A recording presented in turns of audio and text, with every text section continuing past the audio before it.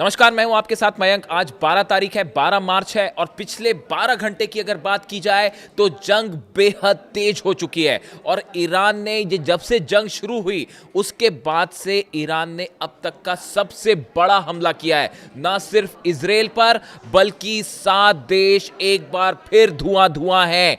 यानी कि चंद घंटों के अंदर एक बार फिर ईरान ने 7 देशों पर हमला किया और ये अपने इरादे साफ कर दिए हैं कि किसी कीमत पर सीज फायर नहीं होगा। अब ये जंग नहीं रुकेगी।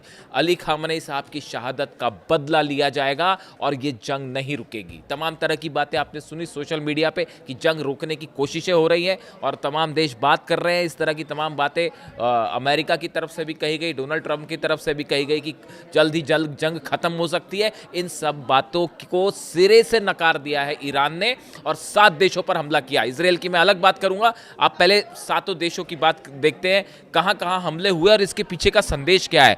जॉर्डन में अल अराजक बेस पूरी तरह से तबाह हो चुका है। ये अमेरिका का वो बेस है, जॉर्डन का बेस है। देखिए, मैं वीडियो बनाया कर रहा था जब ये जंग शुरू हुई, उसके पहले मैं वीडियो बनाता था और आपको मैंने बताया था कि ये जॉर्डन के जो बेसेस हैं यहाँ पे सबसे ज़्यादा F-35 जेट्स उतर रहे हैं, F-16 जेट्स उतर रहे हैं, अवॉक्स प्लेन्स उतर रहे हैं। वो जिस बेस पर उतर रहे थे अब वो बेस का नामो निशान मिट चुका है, उसका रनवे पूरी तरह से साफ हो चुका है और न जाने कितनी बैलिस्टिक मिसाइल्स गिर चुकी है। और बीती रात का हमला, ये मैं आपको पुराने हमले नहीं बता रहा हूं। आप लोग अक्सर पूछते हैं तारीख, मैं आपको तारीख बता रहा हूं। 11 तारीख की रात से लेकर आज 12 तारीख की दोपहर तक के मैं हमले बता रहा हूं आपको। और इसमें ये यानी पिछले चंद घंटों के हमले, जॉर्डन के अल अराजक बेस पर फिर से बैलिस्टिक मिसाइल गिरी है।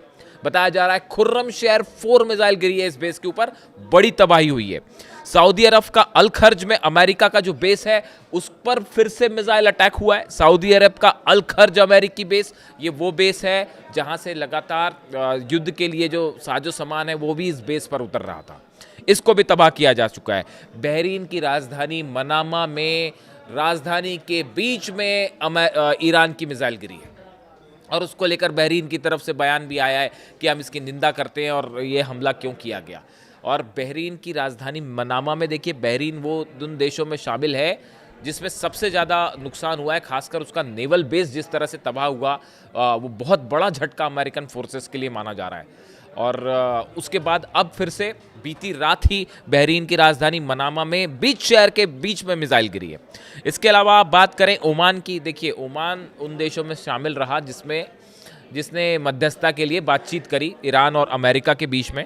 लेकिन अब हमले ओमान पे भी हो रहे हैं। ओमान में सलाला बंदरगाह जो है, पोर्ट है, उसके तेल टैंक्स को एक बार फिर निशाना बनाया गया और उनमें आग लग गई है।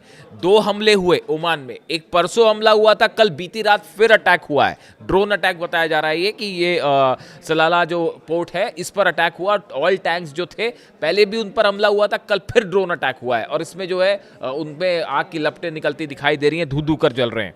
इसके अलावा आप देखिए यूएई में, दुबई में एक बिल्डिंग में ड्रोन घुस गया, वो आपने देखा ही होगा। ये बीती शाम की करीब 7-8 बजे की बात है कि एक बिल्डिंग है, उस बिल्डिंग में एक ड्रोन जाके घुस जाता है काफ़ी देर तक, उसके बाद बिल्डिंग में आग लग जाती है, हलचल मची और बाद में बताया गया कि ईरान का ही ड्रोन था ये। इसके अलावा जो यूएई का फुजेरा पोर्ट है, इस फुजेरा पोर्ट पर एक बार फिर से ईरान का ड्रोन अटैक हुआ है और उसकी तस्वीरें भी सामने हैं। और इसी तरह देखिए, गौर करने वाली बात यह है कि शारजाह के इंडस्ट्रियल एरिया पर मिसाइल गिरी है। ये एक नया डेवलपमेंट सामने आया है कि इंडस्ट्रियल एरिया शारजाह पर ईरान की मिसाइल गिरी है। इंडस्ट्रियल एरिया को सीधा नुकसान पहुंचाया गया है। इसके अलावा आप कुवैत की बात करें तो कुवैत पर अरी अल सालेम बेस जो है उस पर हमला किया गया है और यहाँ पे कई ये वो जगह है जहाँ अमेरिकी जेट्स खड़े रहा करते थे। जो रनवे है उसके तरफ, दोनों तरफ जो है अमेरिकी जेट खड़े होते थे और उनकी तस्वीरें आती थी। अब वहाँ कुछ नहीं बचा।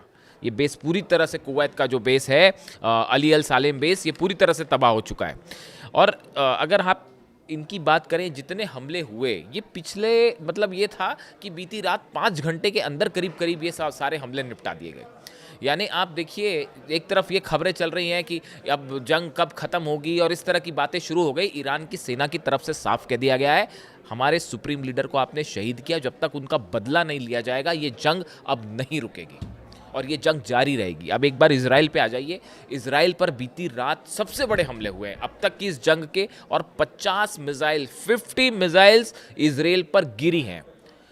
फायर कितनी हुई, आयरन डोम ने कितनी रोकी, वो सब छोड़ दीजिए। जो हिट करी है अलग अलग जगह पर, तेल अवीव पर गिरी है, बेरशबा पे गिरी है, यरूशलम में बताया जा रहा है कल बहुत बड़ा हमला हुआ रात को। यानी ये जो 50 मिसाइल्स की मैं बात कर रहा हूँ, ये फायर तो पता नहीं कितनी की गई होंगी, जितनी भी फायर की गई, लेकिन ये 50 मिसाइल्स जो कि ज़मीन पर गिरी हैं इजराइल में हिट किया है। और बताया जा रहा है कि ज़बरदस्त तबाही देखने को मिल रही है। पूरा इजराइल धू धू कर जल रहा है और बंकर में छुपा हुआ है, कोई बाहर आने की हिम्मत नहीं कर रहा। इससे जुड़ा एक बड़ा खुलासा अगली रिपोर्ट में मैं आपको करूंगा कि इजराइल को कितना नुकसान हुआ है, इसको लेकर एक सनसनीखेज खुलासा। इसके अलावा देखिए एक बड़ा डेवलपमेंट है।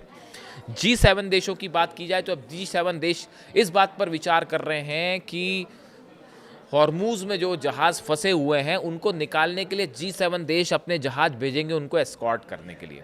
वो जो 2 जहाज़ कल जले उसके बाद कैसे वहाँ पे एस्कॉर्ट किया जाएगा, कैसे ईरान की मिसाइलों से बचा जाएगा, ये अपने आप में बड़ा सोचने वाली बात है। और जो एक्सपर्ट्स बता के चलते हैं कि हॉर्मूज का जो इलाका है यहाँ पे किसी भी तरह से एस्कॉर्ट करना या ईरान का मुकाबला करना संभव नहीं है। हमने देखा कल किस तरह से थाईलैंड के जहाज़ पर हमला हुआ और कई ऑयल टैंकर्स में आग लगा दी गई। तो यहाँ ईरान को रोकना बेहद मुश्किल है, ये ऐसा एक्सपर्ट्स बता रहे हैं। देखिए अगले वीडियो में मैं आपको बताऊंगा किस तरह के डेवलपमेंट्स इजराइल को लेकर हैं, और एक बेहद सनसनीखेज खुलासा अगले वीडियो में इंतज़ार कीजिए। Thank you so much.